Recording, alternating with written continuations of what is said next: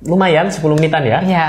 Jadi pada video kali ini sesuai janji kita di video sebelumnya, kita akan bahas logo-logo pada obat. Jadi mulai dari yang paling berbahaya sampai yang paling ringan efek sampingnya. Nah, kenapa Anda semua perlu tahu? Jadi supaya Anda tidak mengkonsumsi atau tidak jajan obat sembarangan. Kok jajan ya? Beli obat sembarangan ya. Nah, kita mulai dari mana nih? Dari yang paling berbahaya. Dari yang paling berbahaya. Oke, yang paling berbahaya itu simbolnya bentuknya palang merah seperti ini. Ini simbol untuk obat-obat golongan narkotika. Golongan narkotika. Ya, jadi obat-obat golongan narkotika ini obat yang pengaruhnya paling besar pada manusia karena dia ini bisa meredakan rasa sakit sampai mengubah kesadaran juga. Kemudian dia juga bisa menyebabkan ketergantungan. Jadi obat ini benar-benar bahaya. Kalau bisa harus pakai, bukan kalau bisa sih, harus pakai resep harus dokter. Wajib ya, pakai resep dokter. Ini yang masuk golongan obat ini apa contohnya? Kodein. Kodein itu obat batuk. Betul, bisa digunakan sebagai obat batuk. Gitu. Terus obat-obat tidur biasanya? Obat-obat tidur itu masuk golongan psikotropika, nggak termasuk narkotika. Nggak masuk sini? Iya, nggak masuk. Lanjut. Oke, yang kedua itu berbahaya selanjutnya itu adalah simbol K. K dengan warna merah, ini artinya obat keras. Jadi obat golongan obat keras ini juga harus dibeli dengan resep dokter, wajib. Nah, ini ada contohnya di sini satu nih. Betul. Ini ada golongan simbol K ya, warna merah ya ini. Iya, warna merah. Ini obat topikal, obat oles.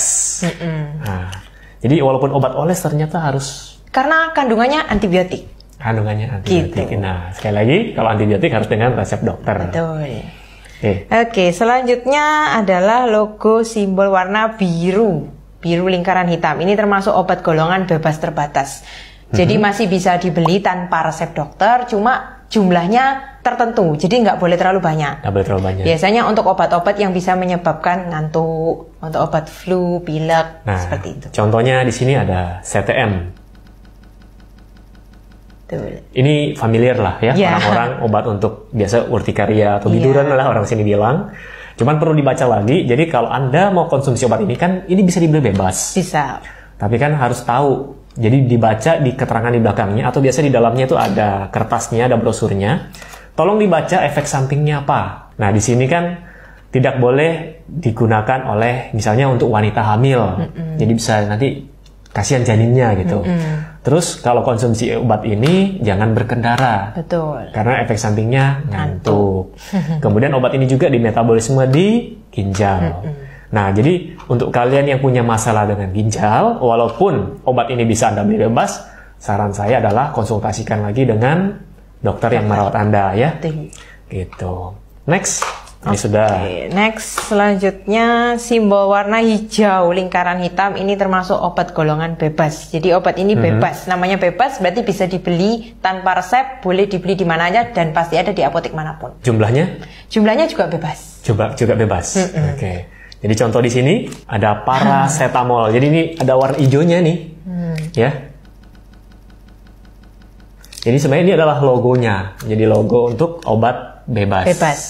Ini bisa beli di apotek, bisa beli di warung-warung mungkin ya? Iya, ada. Ada semuanya. Nah, kalau paracetamol kan, ya ini juga sudah umum, antipiretik itu apa? Anti panas, anti demam. Iya, anti demam. Kemudian anti nyeri juga. Anti nyeri. Nah, untuk obat ini di metabolisme di hati ya, nggak salah. Hati ya. Kemudian walaupun bisa beli bebas, nah biasanya kan orang sakit kepala, kalau minum satu tidak mempan, minum dua. Nah, itu juga nggak boleh. Nggak boleh? Nggak boleh. Tetap harus sesuai dosis. Walaupun bisa beli bebas harus sesuai dosis. Sekali lagi dibaca. Betul. Karena nanti kalau tidak yang keracunan adalah hatinya kita. Hati. Karena di metabolisme di hati tuh. Walaupun bebas, walaupun masih aman digunakan, tetap harus sesuai dosis. Karena sekali lagi obat itu kan ada efek sampingnya. Nah, bahas efek samping ini sebelum kita lanjut. Logonya farmasi itu kan ada cawan sama ular. Betul. Kenapa kok ular, nggak gajah mungkin atau? Kalau gajah nanti pecah gelasnya. Oke. Ya itu jadi artinya cawan itu semacam mangkok untuk meramu obat. Jadi untuk tempat ramuan obat. Okay. Kemudian ular itu kenapa ditaruh ular? Soalnya ular ini karena kalau kita lihat ular ini kan berbahaya ya, bisanya berbahaya. Oke, berbisa. Racunnya itu kan bisa mematikan.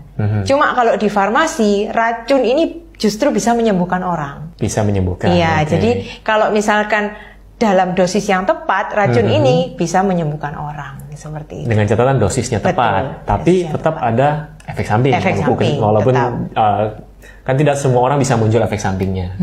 Apalagi itu dengan dosis yang tepat, apalagi kalau dosisnya ngawur. Iya, semakin efek sampingnya tidak karuan. Oke.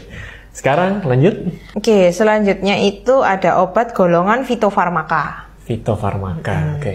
Jadi fitofarmaka itu obat yang termasuk herbal juga, cuman dia ini udah diolah dengan menggunakan teknologi yang canggih dan sudah melewati uji preklinis dan klinis. Boleh jelaskan preklinis itu apa? Klinis itu apa?